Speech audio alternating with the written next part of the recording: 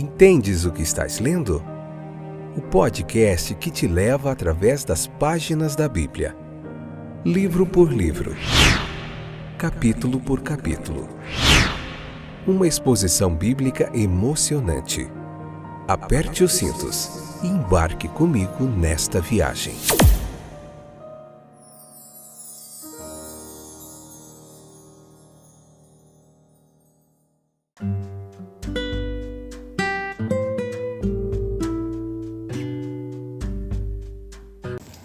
Olá, gente boa de Deus, tudo bem com vocês? Eu sou o Fábio e esse é mais um episódio do podcast Entendes o que estás lendo? Mateus capítulo 15, parte 1, episódio de número 637, 8ª temporada. Hoje se inicia mais um capítulo, joia demais. E nesse capítulo 15 vamos em 4 episódios também, semelhantemente a muitos outros que temos feito. 15, parte 1. Vamos falar hoje sobre a lavagem das mãos, Mateus capítulo 15, versículo 1 ao 20, que era toda essa discussão a respeito da lavagem das mãos. O que nós aprendemos com tudo isso sobre as manifestações religiosas, como isso se torna maléfico em vez de benéfico, algumas vezes nas nossas vidas, e é importante compreendermos, entendermos, e é isso, leia o capítulo, vem pra cá, convida mais gente. Você nos encontra aí no Deezer, no Spotify, na Amazon Music, no Apple Podcasts. Temos ouvintes em muitos lugares. Estamos alegres e satisfeitos com o que o Jesus tem feito através desse trabalho. E é isso. Seguimos firmes e constantes, avantes no propósito que Ele tem colocado nos nossos corações. Eu e você juntinhos, aprendendo da palavra de Deus. Veja que ocorreu uma omissão da parte dos fariseus aqui, no sentido que eles acusam os discípulos.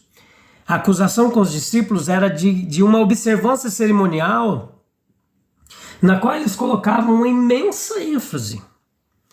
Certas lavagens para purificação, elas tinham sido ordenadas pela lei de Moisés, isso é claro. Mas a essas incontáveis adições de um tipo minucioso, elas tinham sido adicionadas pelos rabinos. Mesmo quando nenhuma contaminação havia sido conscientemente contraída, as lavagens deveriam ser observadas porque, involuntariamente, um homem poderia ter tocado em algo que o contaminaria. Até aí, subentendemos.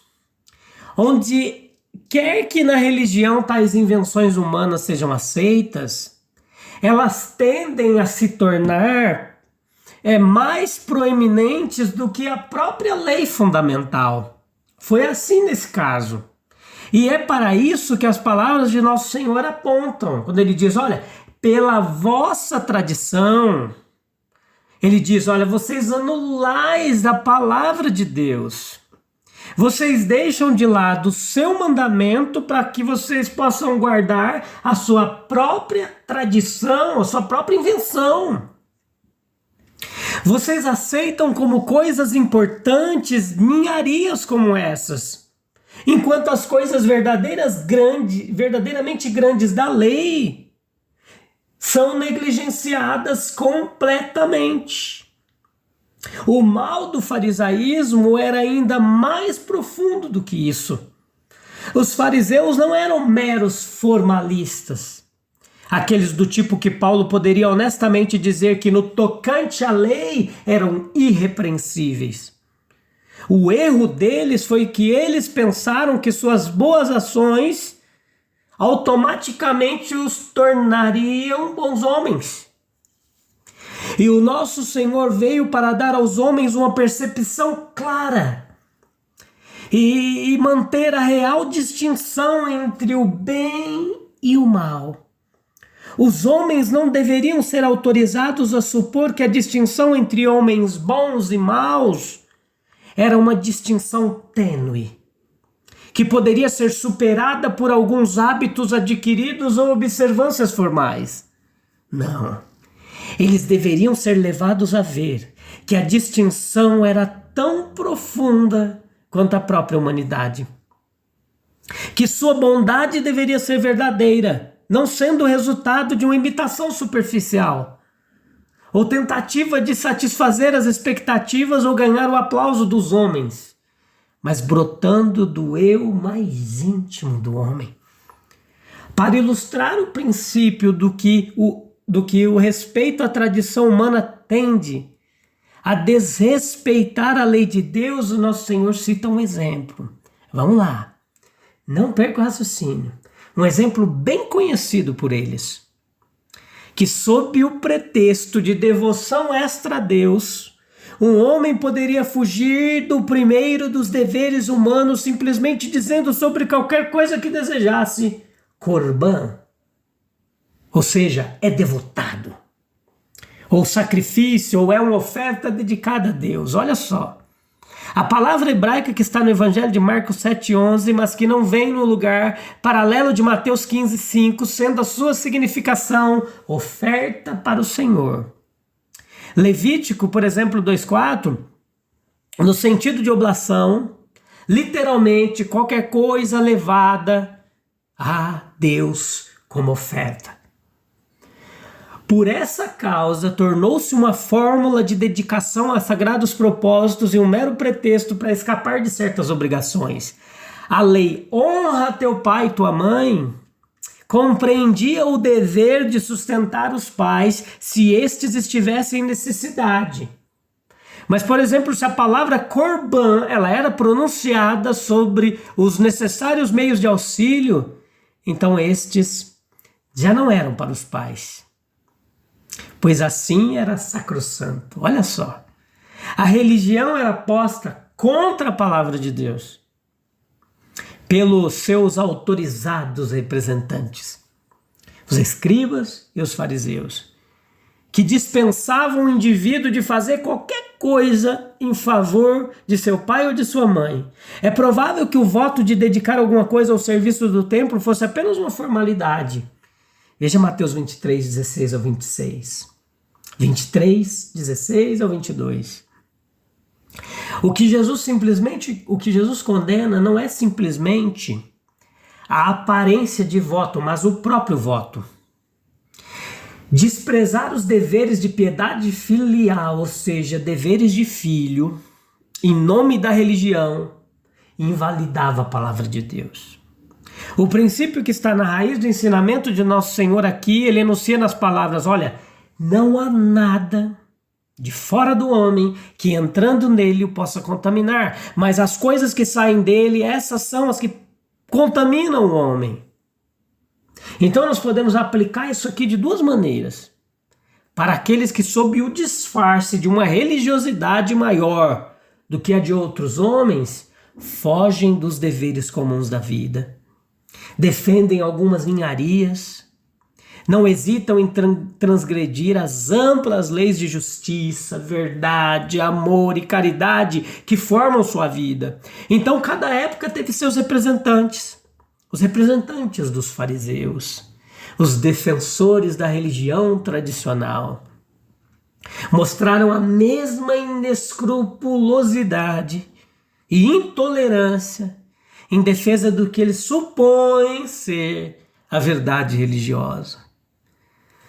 Quando nós consideramos, meus queridos, o dano causado à religião por tais pessoas e a dificuldade de convencê-las de seu erro, nós não nos surpreendemos que nenhuma classe tenha sido tão frequente e implacavelmente denunciada por nosso Senhor como a classe dos religiosos.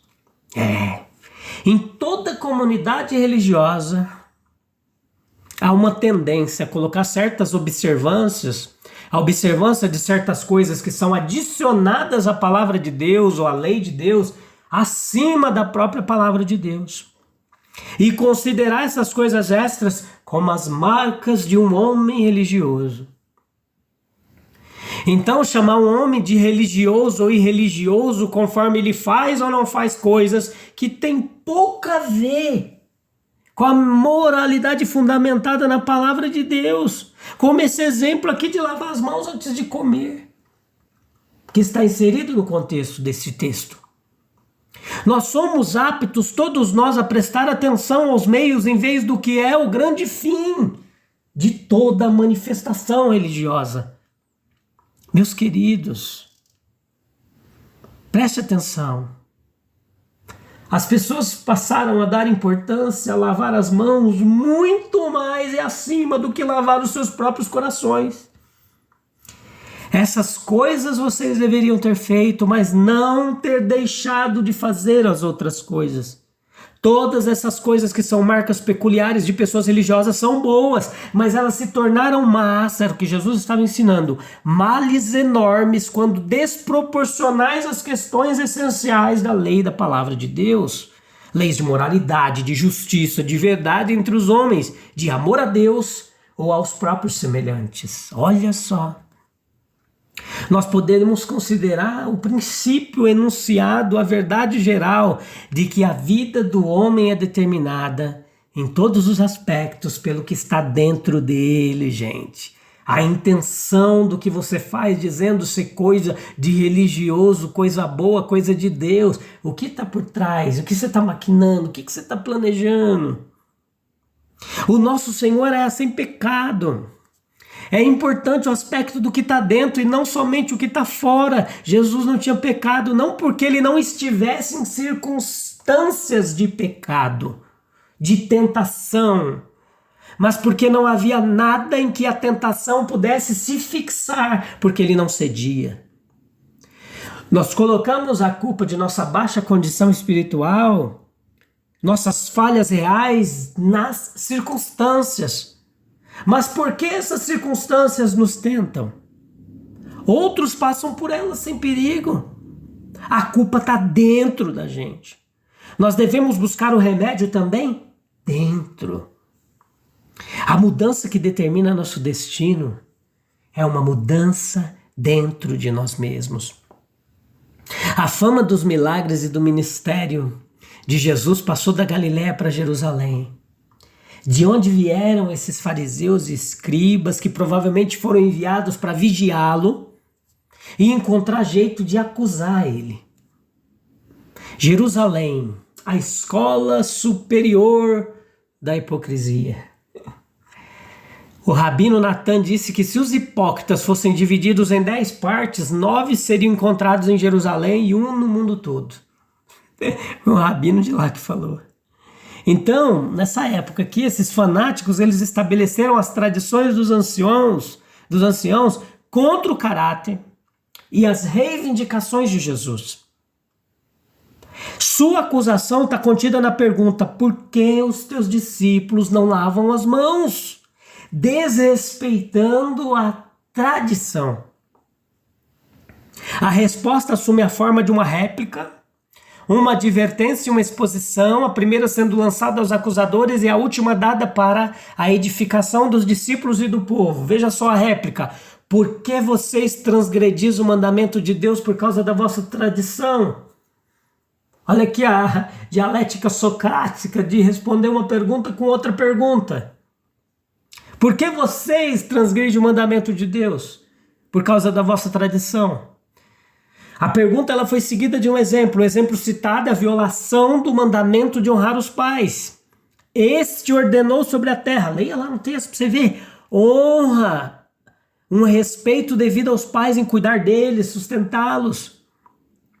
Então a negligência aos pais era semelhante a amaldiçoá-los. E era, de acordo com a lei, um crime tão hediondo que poderia ser punível com a morte. Êxodo capítulo 21, versículo 17. Que os filhos se lembrem disso. Sob o pretexto de zelo por Deus, os casuístas, eles conseguiram se livrar dessa obrigação. O artifício era fazer um voto de dedicar ao tesouro do templo aquilo que os seus pais poderiam reivindicar deles. Veja Marcos capítulo 7, versículo 11, versículo 12, versículo 13. Então, nessa maldade, eles obrigaram, essa atitude deles aqui, eles abrigaram sob a autoridade de suas tradições e assim eles anularam a lei de Deus. Veja que Jesus mostrou que as tradições em questão elas eram errôneas. E, portanto, nenhuma culpa poderia ser justamente atribuída aos discípulos por desconsiderá-las. Mostrou que eles deveriam, pelo contrário, ser elogiados por protestar contra eles. Era ainda mais necessário que os discípulos protestassem, uma vez que os doutores judeus afirmavam que a matéria de suas tradições havia sido originalmente entregue pelo próprio Deus a Moisés e por ele transmitida oralmente, e que elas são mais excelentes do que a própria lei, e consequentemente de uma obrigação superior a ela. Me faz lembrar do Concílio de Trento, que afirma que as tradições romanas elas devem ser mantidas com a mesma afeição piedosa e reverência que as Escrituras Sagradas. Escrituras Sagradas, seções 4, decreto 1. O escritor Brooks ele compara essa adição de tradição às Escrituras a colocar tinta em um diamante. Lutero também citou isso, ele comparou a interpretação das Escrituras pela tradição como tentar filtrar leite por meio de um saco de carvão. Quer os discípulos tenham ou não transgredido, seus acusadores são acusados de serem os principais transgressores. Aqueles que têm a trave no próprio olho não são as pessoas que tiram o cisco do olho do irmão. Aqueles que vivem em casas de vidro não devem atirar pedras nos outros. Os fariseus de cada comunidade religiosa tinham mais prazer em culpar os outros do que em se consertar diante de Deus. Então ele os rotulou como hipócritas. O que mais são aqueles que, sob o pretexto de zelo por Deus, transgridem a sua santa lei. Eles o honraram com os lábios, enquanto seu coração estava longe dele. A sua adoração sem coração era vã, tal que Deus não poderia aprovar. Então pense nisso. Será que é mais importante seguir tradições humanas do que obedecer aos mandamentos de Deus? E de que adianta lavar as mãos se o coração permanecer impuro? Vamos orar? Vamos falar com Deus? E encerrar mais um episódio. Senhor, ajuda-nos a buscar a verdadeira pureza que vem de um coração sincero e humilde, e não das aparências externas. Que as nossas ações sejam guiadas por amor, justiça, e sempre possamos honrar teus mandamentos acima de qualquer tradição humana. Amém, amém e amém. A gente volta em breve, se Deus quiser. E a gente sabe que Ele quer que a gente continue aqui estudando a sua palavra. Um abraço, Deus abençoe, até breve. Tchau, tchau.